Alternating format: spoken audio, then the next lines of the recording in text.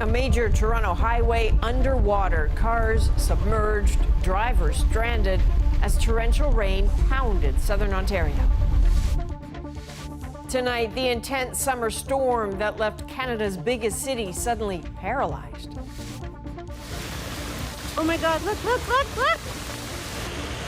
Roads and basements flooded, power knocked out, commutes thrown into chaos. I felt a panic because I didn't know how to get out. Was the city unprepared? I'm just wondering, was there no weather forecast? What more Canadian cities need to do in the face of extreme weather? And why did Edmonton police shoot and kill a man who appeared to have his hands up? Nobody deserves to get gunned down. His family's grief and demands for answers. And taxpayer-funded prescription pills meant to replace illicit drugs and stem the opioid crisis. A lot of these people are just taking the drugs out of the bottles and handing them over to somebody else. We break down why some are ending up on the streets. From CBC News, this is The National with Chief Correspondent Adrian Arsenault. Thank you for joining us. Parts of Toronto are still underwater tonight after severe thunderstorms swept through, flooding streets and wiping out power. The Don Valley Parkway, a busy highway normally traveled by 135,000 cars each day, became unpassable. Several cars submerged, others on the edge of the water and stranded. And Union Station, Canada's busiest train station, was also hit hard, with multiple routes cancelled, leaving commuters scrambling. The flooding led to a massive power outage that paralyzed parts of the city. So at its height, about 170,000 people were without electricity, most for several hours. Certain areas of Toronto were hit especially hard, including the downtown core. Jamie Strachan begins our coverage with a look at why this storm system hit so hard and why some say the city was not prepared. In a matter of minutes, parts of Toronto became unrecognizable, hidden by a downpour that suddenly engulfed the streets. Oh my God! I saw water coming out of, I'm assuming it was a manhole, I'm not sure. And just like a mushroom cloud, if you will, and black water just spewing out. Underpasses throughout the city quickly filled, stranding drivers. I mean, we're used to it in England, but this is even more than England, so it's pretty crazy.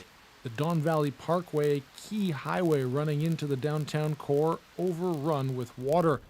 Toronto Fire forced to rescue more than a dozen people who became trapped in their cars. This is another extreme weather event. The fortunate and unfortunate thing is this is not the first time this has happened. With a powerful storm expected and several roads in Toronto prone to flooding, officials were asked why key roadways weren't closed earlier. We knew that the rain was going to come. Certainly the volumes of rain were beyond what was predicted. Just outside of the city in Mississauga, police resorting to using boats to search through cars and rescue those who were trapped, including residents of this nursing home. The deluge also quickly paralyzed transit across the Greater Toronto area. Commuter trains were canceled or severely delayed, parts of the subway shut down. Union Station, Canada's busiest transit hub, looked like a waterfall. I think it speaks to a bigger problem, though, with the failing infrastructure. You can't just blame climate change. Like, we have to be agile as a city. Officials also received hundreds of calls about flooded basements. All experts say the result of a perfect storm, capping nearly a week of heavy rainfall. Those rainfall rates were 50 millimeters per hour. That's almost a month's worth of rain. Jamie, you're at the site of that highway closure. Can you give us a sense of how things are looking tonight? Well, it's weird. You're standing over the Don Valley Parkway, one of the busiest roadways in the city, and it's eerily empty. And you look out and you can see just how quickly and easily this all could have happened. The Don River, of course, runs right next to this busy roadway. It's running very quickly still and quite high. And down on the highway right now, you see a couple of emergency vehicles and a lot of debris on the road. And that's what's going to keep it closed for the next number of hours until they get that debris off the road. And off in the distance, still a number of cars that were caught up in that quickly moving water earlier today. They'll, of course, have to be removed before the busy morning rush tomorrow morning. Adrian? Indeed. All right, Jamie Strachan in Toronto. Now, between the flooding and the power outages, so many people felt the storm's impact. Joanna Remiliotis went to one of the hardest hit areas just to see how people are coping. Late in the day, hydro crews were still out, still working to restore power after about 170,000 people were left in the dark. We had like water coming off from here. No electricity and torrential rain meant Ravneet Johar had to shut down his restaurant, while staff mopped up the mess using their phones for light. So it was about like 2 people just like constantly mopping the floor, taking the water out, taking the dirt out. On this one downtown street, store after store shut down early. So just down here is our grooming salon. Those who opened up again, like this pet store, had fans used for grooming on full blast to dry out a flooded basement. All the dryers are just working hard down here, helping to really get the moisture that was underneath the crates. Neighborhoods hit hard by the outages also had to deal with water that wasn't draining away fast enough. We met Andy James on his way to buy a mop. And I'm going to just keep on mopping it until I clean my basement and the 2 basements of the people around me. The flood. There was a flood in the basement. Yeah, the flood in the basement. In our classroom too. Over pizza on high ground, these kids say their summer camp got flooded too. Were you guys worried? Kind of. Yeah. I wasn't worried. As for Johar, the power came back in time before all the food had to be thrown out. Because of that condensation, there was like water. This itself must have, products worth like $2,000 at least. This is our main pillar. Thankfully, this is safe, so I'm very, it's a relief. On a bad day for business, he'll take that as a win. Joanna Remiliotis, CBC News, Toronto. Well, someone else coping with a flooded home? Rapper Drake. The singer's official account posted this video of brown, murky water apparently flooding his Toronto mansion. And yes, that's Drake himself trudging through the mess with a broom in hand. The caption, "That better be espresso martini." And no, it is definitely not. Let's bring in CBC News meteorologist Ryan Snodden. Ryan, a lot of rain fell today. Can you walk us through exactly what happened? More than a month's worth of rain fell in just a few hours. And we look back at the radar, Adrian, and again, it's not just one storm, but a train of storms tracking from west to east right over the city, especially in the 10 and 11 a.m. time frame, 30 to 40 millimeters an hour falling at this time. By the time we were done at lunchtime, a widespread 60 to 100 millimeters in just 4 hours. Infrastructure cannot keep up, especially in an urban center. Officially 98 millimeters at the airport at Toronto Pearson. So that makes this the wettest single day in the city since July 2013. 126 millimeters of rain fell on that day. Another series of storms tracking through there. And for historical purposes, the average July, just 77 millimeters in the city. Adrienne. All right, Ryan Snodden, thank you. Toronto is just the latest city to be hit by sudden severe weather. And as Susan Ormiston explains, climate scientists are warning more is coming. We shouldn't be surprised. Climate scientists have been warning of more intense weather more frequently, that turning up the heat in the atmosphere can spell disaster. If you imagine a bubble of air, it can only hold so much water, and the amount of water it can hold is dependent upon its temperature. As the temperature goes up, the amount of water that air bubble can hold goes up. And as it carries more water, it also preferentially has to rain that water out. Toronto isn't unique, it's the latest. Severe storms swept through the Chicago area Monday, canceling flights at O'Hare, damaging homes.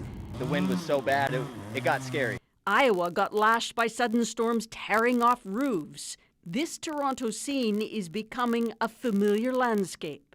The climate change is real. We're seeing the impact of it. These kind of severe storm is going to increase, so it's very important that we look at mitigating these kind of effect. That will take time, cost billions, and force hard choices. And we're removing things such as natural infrastructure, wetlands, grasslands, and forested areas. And these natural spaces, they actually act like sponges. So we're getting rid of so much of this and replacing it with cement. Last year's severe fires and natural disasters in Canada cost over $3 billion in insured damages. Around the world, the impact is much greater. Southwest China saw record rains this week in a summer of extreme weather. Muddied homes in eastern Afghanistan left in the path of deadly rainstorms. And a search for survivors in Nepal after monsoon rains triggered a landslide, sweeping 2 buses into a raging river. Our planet is trying to tell us something, but we don't seem to be listening. Even as we pass 1 full year of record warming. Susan Ormiston, CBC News, Toronto. So why wasn't Toronto more prepared? That is a question we heard from many people. So a bit later, we'll put that and many more questions to Mayor Olivia Chow.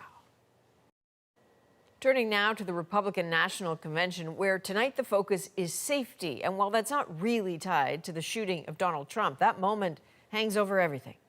Katie Simpson is inside the RNC tonight. So Katie, the party clearly trying to push ahead with its work, but that shooting looms so large.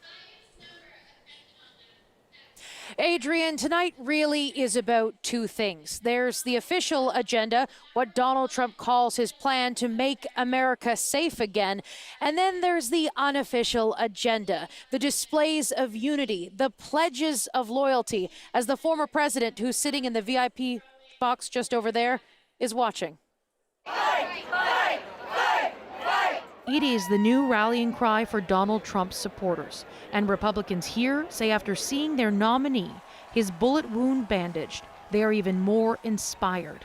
Well, there was a lot of pride and there was a lot of emotion. You know, it was great to see him up and about. We need a leader who shows strength and power and is not afraid. The weekend's events lending to dramatic displays of unity. Even Trump's former opponents and critics came to pledge their loyalty. Donald Trump has my strong endorsement, period. The assassination attempt, unsurprisingly, remained ever present as Republicans took to the main stage to deliver their long-planned pitch to voters.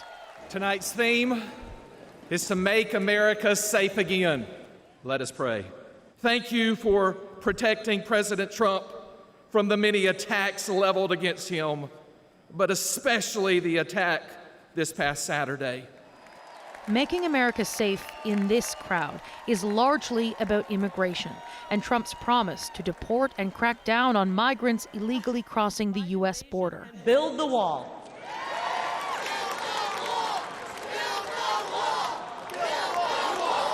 But with all this talk about safety, we asked Republicans if they're open to a conversation about gun control in light of Trump being shot by a gunman with a high-powered rifle. We got the same response over and over. I think in light of what happened on Saturday that this is for gun control. That's it. It's in his mind. The gun didn't make him do it. He did it on his own. So let's not go there. Hearts and minds here remain unchanged. I'd rather live with a little danger and be free than have my gun rights restricted. Because as Republicans, if we're being treated this horribly and we have guns, then how bad are we going to be treated if we don't have guns? Katie, on the point of unity, some of Trump's harshest critics are speaking tonight. Yeah, we saw Nikki Haley there, also Florida Governor Ron DeSantis. They were particularly harsh when it came to the primary process. And tonight it seems as if all is forgiven. And we know that Donald Trump is open to bringing his critics into his inner circle. Just look at who he picked as his running mate, J.D. Vance, someone who described himself originally as a never-Trumper. So there is that room for Donald Trump to bring those people back in. Now, Adrian, from my vantage point right here, I have a perfect view of Donald Trump. And I was watching him as Nikki Haley wrapped up her speech. And he stood up, he applauded, and as she was taking a step back from the podium, he waved at her. She put her hand to her chest, bent over to acknowledge him, and then he gave her a little two-pump fist pump to suggest that he's there to support her, thanking her, it appeared, at least in this moment. It appears that the bad blood, the harsh context there, it seems to be forgiven. So interesting. All right, Katie Simpson at the RNC in Milwaukee, Wisconsin. As the investigation into what motivated the assassination attempt continues, new reporting suggests the security for Donald Trump had already been beefed up. U.S. media is reporting that in the days before Saturday's rally, the Secret Service and Trump's campaign were told about new intelligence that Iran was plotting to assassinate Trump. That apparently led to a surge in resources and assets to protect him. There's no suggestion the shooter was linked to Iran, but it raises more questions about how he managed to get so close to the former president. I have never violated my public oath. I have never been anything but a patriot of my country and for my country. I have never, ever been a foreign agent. That is New Jersey Democratic Senator Bob Menendez proclaiming his innocence today after a jury found him guilty on 16 corruption-related charges. His crimes include accepting bribes from 3 businessmen and acting as a foreign agent for the Egyptian government. The Senate Majority Leader is calling on Menendez to resign. Back in this country, the family of an Edmonton man shot and killed in the street by police say they are grieving and confused. Security video shows the encounter, and while we'll share some of it, we will not show the shooting itself. Julia Wong was with the family today as they returned to the scene. A symbolic act from the grieving family of Mattheos Arcangelo. Like in my culture, somebody just kill or murder, thirsty, and his spirit of him is still here. Then I have to give him the water, I have to wash that blood. I get a justice for you. A mother in agony after police shot and killed her 28-year-old son last month. I have fear now. I can't sleep at night. I see the police car, I'll run inside and lie down. The family's lawyer says Arcangelo's vehicle rolled over on an Edmonton highway. Police say he left the scene and a search began. Security video shows Arcangelo walking around a residential neighborhood where kids are playing outside. Then a police vehicle approaches. There's no audio on the video, but we can see Arcangelo put his hands up, holding what his family says could be a pocket knife he used for work. He moves forward. Then the officer shoots him. Arcangelo later died. Nobody deserves to get gunned down because this is really, really, really painful. It's just, it's just confusing. That's all I could say. Experts who have viewed the videos have differing opinions. It raises a question of what else could a citizen, this particular citizen, have done to survive that encounter. This individual had their hands raised the entire time. I've heard some individuals say that hands up in the air might mean immediate surrender. Not necessarily so. If a person was surrendering, he would drop a knife. The family's lawyer says they want answers. Who is this police officer?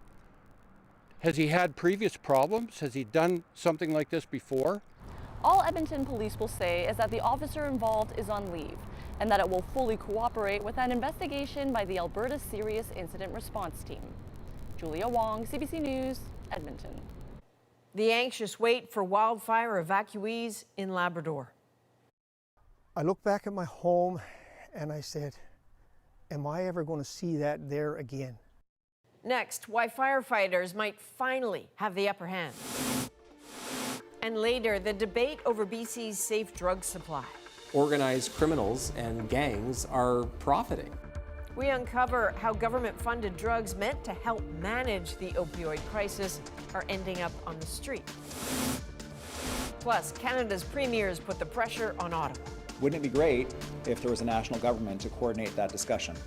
Oh, there is one, but it's not happening. We're back in 2.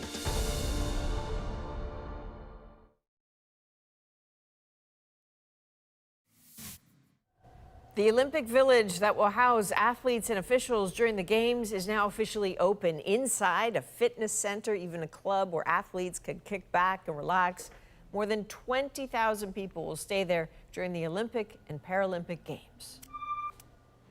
And Paris officials said today they're confident the Seine River will be safe for swimming when the Games get underway. Testing has shown high levels of E. coli in the water, but officials say that's improving.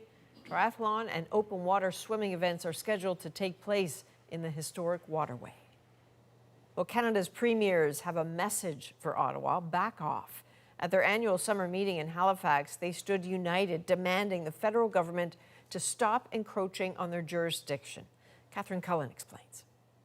Dinner table, come on down. The premiers are all smiles for each other, but for the federal government, a different feeling. All the premiers together, I think they were pretty frustrated. These core federal responsibilities, they go unaddressed. That's the frustration for me. New national programs from pharmacare to dental care and a national school meal program do intersect with provincial governments. The federal government is putting in plenty of funding, but the premiers feel Ottawa is calling too many of the shots. These are relationships, and the relationships need to be respectful. We are very open in Newfoundland and Labrador to working with the federal government, but we don't work for the federal government. If you're going to hold your hands in front, then this is the GQ them up a bit. GQ, yes. The premiers are working together to discuss common challenges like health care. Tens of billions more is being added to the systems from the federal government. But advocates told the premiers today the systems themselves need new approaches. We sit at a precipice, really at a crisis.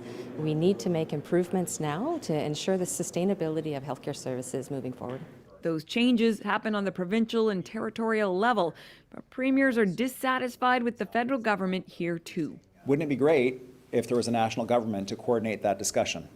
Oh, there is one, but it's not happening. The premiers are looking for money to fund their key priorities, like infrastructure. They're also looking for an in-person meeting with the Prime Minister, one they say is long overdue. Catherine Cullen, CBC News, Halifax. The dangerous fire threatening Labrador City is still burning. I'm looking at something that I could possibly look at, watch my house burn down. Next, how evacuees are coping with the fear and uncertainty. And later, a closer look at how taxpayer-funded drugs end up in the hands of alleged dealers. We're with CBC. We're doing a story because the RCMP said they seized a bunch of safe supply drugs at your property on Nursery Road. CBC News investigates. Plus, Toronto residents are cleaning up after another severe storm. We put your questions to the mayor about why the city keeps flooding. The National takes you deeper into the story shaping your world. Next.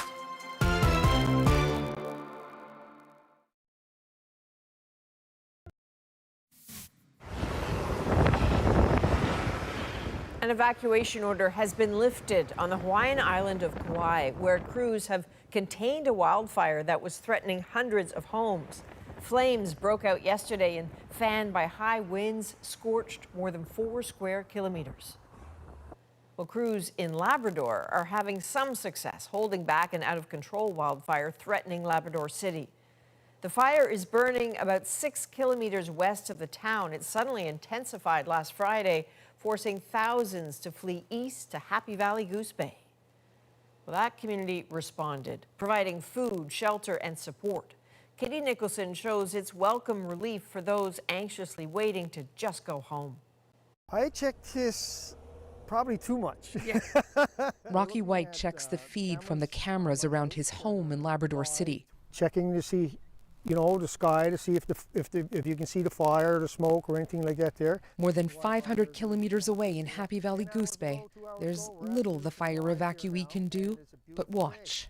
I'm looking at something that I could possibly look at, watch my house burn down. On Friday night, evacuation orders forced more than 9,000 from Labrador City as a massive inferno started raging toward the town, growing 21 kilometers in just 4 hours. And I look back at my home, and I'm getting chills now.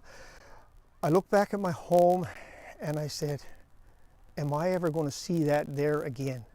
Some precipitation has helped, and so have aerial attacks. Water bombers and choppers dousing the area with water. Now it's safe enough for ground crews to move in. These are the hardworking men and women who do the grueling lifting in extreme heat and weather conditions. A safe return, still a very open question for evacuees. The province announced emergency funds, $1,000 per household, to help tide them over. Is that 3 or 2? Churches and community groups doing their part, providing meals and comfort. Some evacuees even organized a recreation day for cooped-up kids and their parents. Right now we're staying in a camper down at somebody's house out in the driveway type of deal. It's hard. It's hard for the younger ones, I would imagine. This community support and the progress fighting the fire, it all means so much to those who fear losing everything. You feel better in your heart because you know that they're doing the best job they can. They're throwing the kitchen sink at it. And reinforcements are on the way. 20 firefighters from New Brunswick, all in hopes that someday soon these evacuees can return home. Katie Nicholson, CBC News, Happy Valley Goose Bay. Now it's time to dig deeper into the stories shaping our world. Government-funded narcotics. They're meant to save addicts, but end up being sold on the streets. Organized criminals and gangs are profiting. First, though, soaked, stranded, and furious. I'm just wondering, was there no weather forecast? In Toronto and beyond, storms struck millions, wonder what hit them and why an essential travel hub is underwater again. Stop waiting, stop talking, and start acting. We put their questions to Toronto's mayor. Nick Purdon hit the soggy streets to see what people were up against, and they gave him an earful. Is there anything you'd like to say to the mayor? Based on the chaos of today, I think you have infrastructure work to deal with and get on to doing the job. Stop waiting, stop talking, and start acting. Is there anything you'd like to say to the mayor, considering what happened today? Can you change the weather? I gotta go. Thank you. Given what's happened today, anything you'd like to say to the mayor? Well, I guess we need better flooding control, but these things are kind of unpredictable. I mean, I think infrastructure needs to be upgraded across the city, but I think that's just everywhere right now. So, you know, it happens. Thank you. Is there anything you'd like to say to the mayor? Good luck. This is not an easy situation. No electricity, and our city's relying on it. And like we see this afternoon, everything gets shut down. So best of luck to the mayor and everyone else that's trying to get us back up and running. So imagine the mayor is right here with me right now. What do you say to her? Say, you know, things have to get better. You have to do something. You have to, I mean, we're paying our fares and nothing's happening. Nothing seems to, our fares keep going up and nothing seems to be, you know, changing or getting better. Please get the subway and the trains and things organized so that there's some coordination, so that passengers know what to do when they arrive in a situation like this. But I'm just wondering, was there no weather forecast to reveal what will happen today? Was this foreseeable? And what was the contingency plan put in place to accommodate situations like this? If it happens again, what will we do? So lots of grace there, also lots of good questions. Lucky, yes, we do have Toronto Mayor Olivia Chow with us. The frustration that you hear there, the what are we going to do next? Do you have a real answer for people? Somewhat. We can't control weather, but we do know it's going to get worse because of climate change. The numbers of these, whether it's big stormy rain days and heat days, are going to intensify and multiply. We have very old infrastructure, and we need to fix it. Some of the folks are absolutely right. We have managed, we didn't have the money. We managed to upload 2 big highway, the Gardner and the Unveils Parkway. And as a result, with the provincial government, we are able to free up $2 billion, and it just happened. And we now have the funds to begin to fix the TTC that are old. We absolutely can do a lot better in terms of the fixing the infrastructure, and all of those elements we can do a lot better. But money, it doesn't seem always solves the problem. You look at Union Station, the biggest transit hub of its kind in this country, largely wrapping up $800 million worth of renovations, and here we are again, Union Station is flooding. Are you? I mean, you can't be okay with that. No, it's not. Well, as we speak, people are pumping out water from the Union Station. And any of the roads and structure beside the lake and beside the 3 rivers that run through Toronto, there are flooding. One of the things that we can do is to do some mitigation measures. What are they? More interlocking bricks so that the groundwater can go in a lot faster. We could capture more rain through rain barrels, all those small things that the homeowners can do. We can provide incentive. We can do those measures and do it a lot faster. The federal government had provided some funding on the floodplain, but not enough. There's a request with them. The provincial government have stepped up somewhat.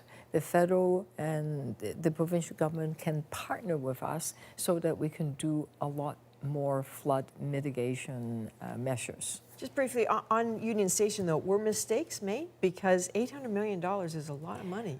Why is it flooding? I do not know that answer. Rest assured, though, that as soon as we get the water out and the debris cleared, we will re-examine the whole situation, whether it's the highways that are flooding, the stranding motorists. Thank God the fire department are there. They took immediate action, got people out of safety. No one got hurt, and people were stuck in elevators because the power went down.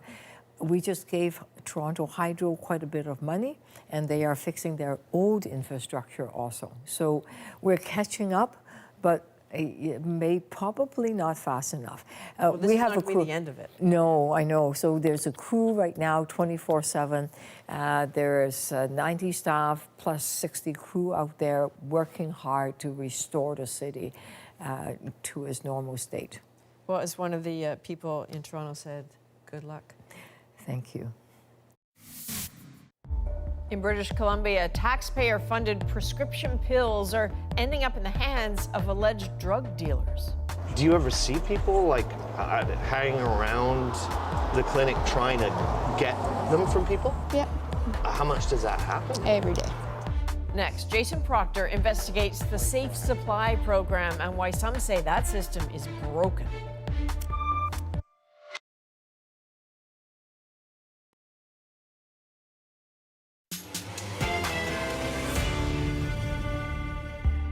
A BC drug bust sheds new light on how tax-funded opioids end up being sold on the streets. Those pills become a currency. They're trafficking them to new clients. They're meant to be a safe supply for addicts. I think the program had intentions, but it's obviously failed. Advocates say the drugs do save lives, but not always as intended. Some people needed to eat. That is a fact. So this is a really sensitive story with high stakes all around and some hard-held opinions too. But as more of these safe supply drugs end up seized from shady dealers, Jason Proctor found that more people are raising concerns and taking action.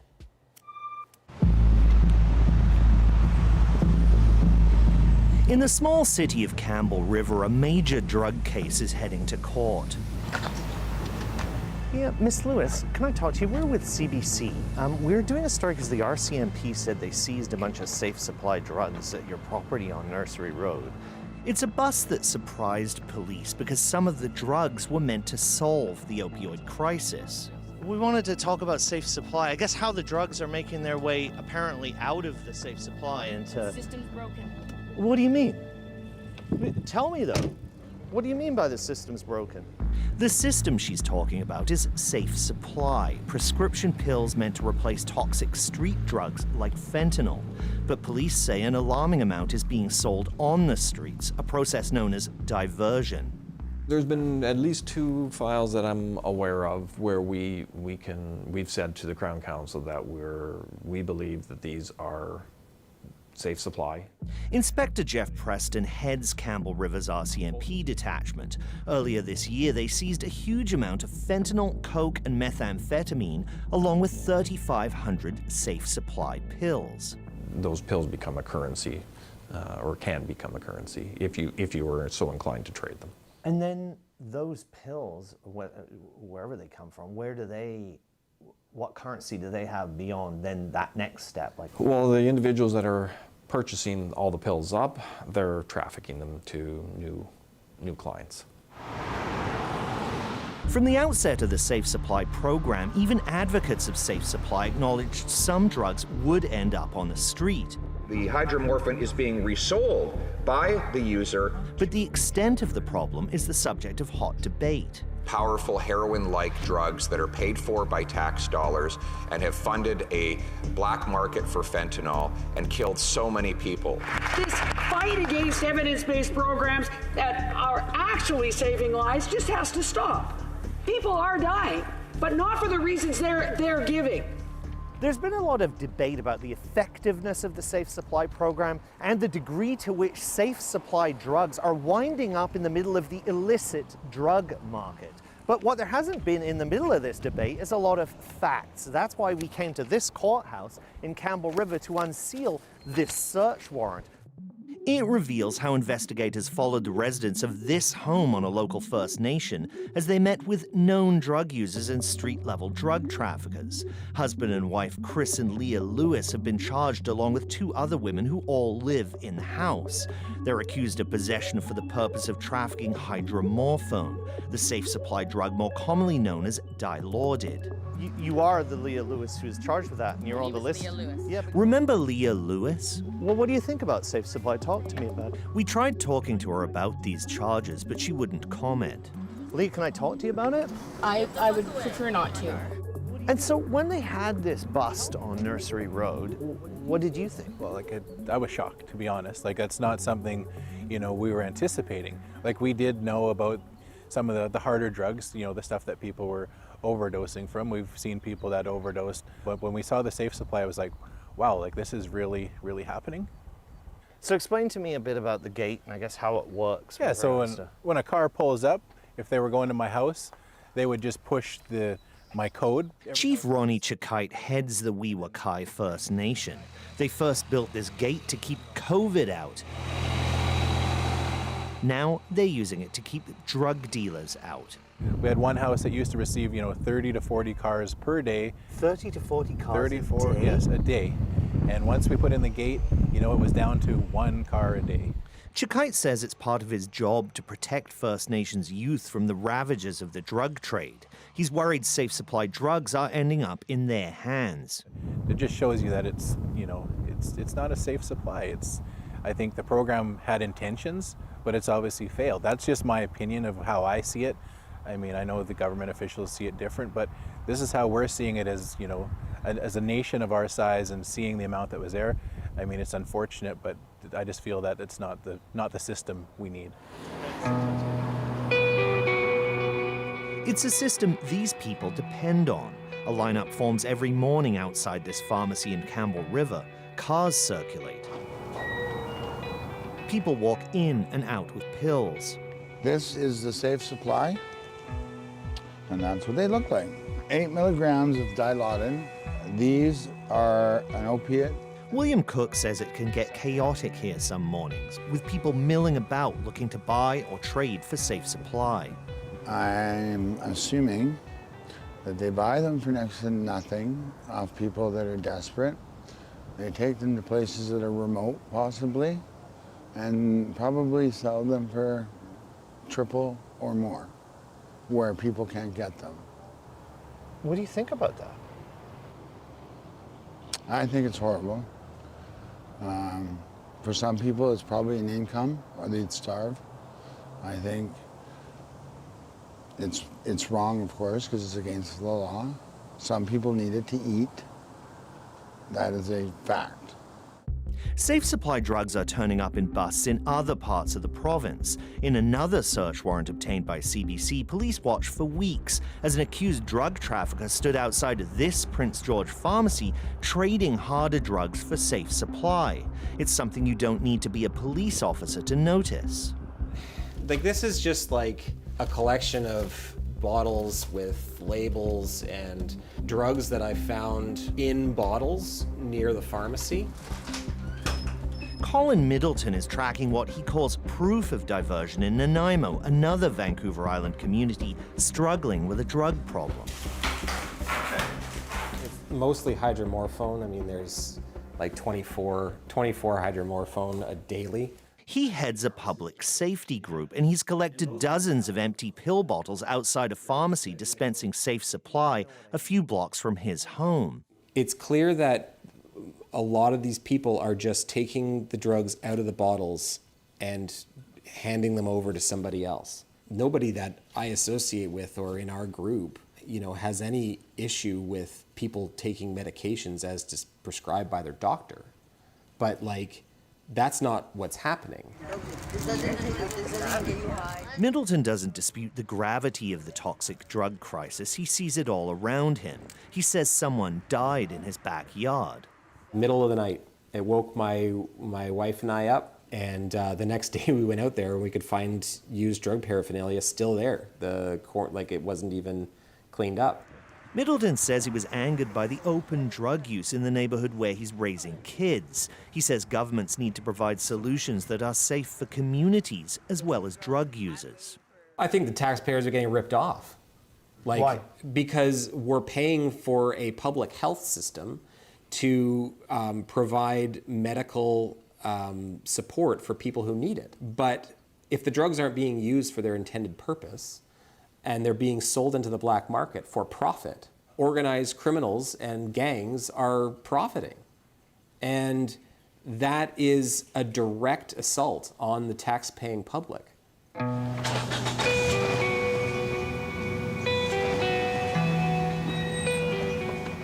We didn't come to Campbell River to debate the merits of safe supply. It's been a lifesaver for many. Last year, toxic drugs killed 47 people in this small region. These are dilaudid 8 milligrams. I get 10 of them a day, so I take 2 every 4 hours. Shauna Adams says these pills are getting her back to a normal life. She says she'd never sell them. Do you ever see people hanging around the clinic trying to get them from people? Yeah. How much does that happen? Every day. Every day? Every day. Yeah. Like in what kind of way? What happens? You just hang around and ask for them. Ask if you're selling your pills, if you want to trade your pills. Every day. Every day. How does that make you feel? It bothers me. It just bothers me that they care more about making money than other people's safety. That's what really bothers me. Adams has 2 young boys. She wants to be around to watch them grow up. She says she doesn't want anything to do with diversion. I kind of just don't listen to it because I don't want to be a part of it. So. Okay. How come? Because I'd rather live than die.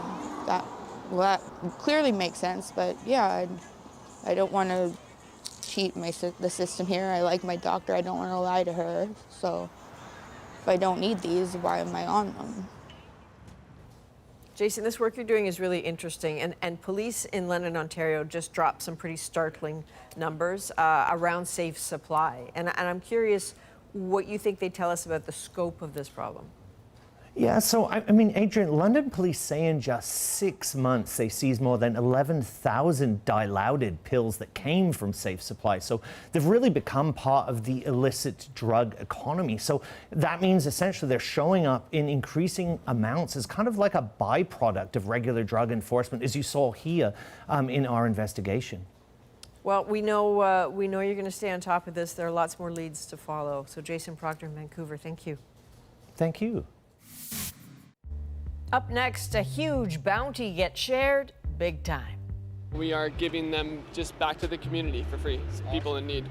Alberta farmers donating 100,000 pounds of potatoes. That's our moment.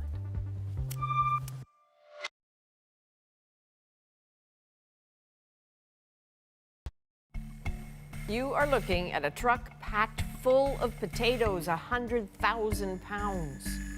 So after a very successful harvest, some Alberta farmers decided to spread that wealth. Tonight, their potato extravaganza makes our moment. Last year, in 2023, we had really good potato growing weather. And so our fields produce more potatoes than we can sell. And so we are giving them just back to the community for free, people in need. My husband saw this on Facebook and said that we should come and get some potatoes. Everybody likes potatoes, and they were free, right? We got 2 5-gallon pails, 3 5-gallon pails, two for us and pail for Grandma and Grandpa's.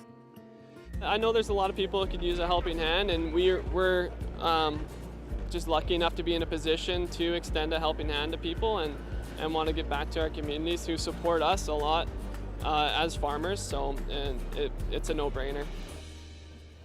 Well, hat tip to the farmers of this country for their generosity. And last year really was an extraordinary year for that crop. All across this country, potato farmers who had extra were looking for ways to donate it to people just because it's the right thing to do and because some people really need it right now. Thank you for being with us. You can watch anywhere, anytime on the free CBC News app and subscribe to the National's YouTube channel. I'm Adrienne Arsenault. Take care.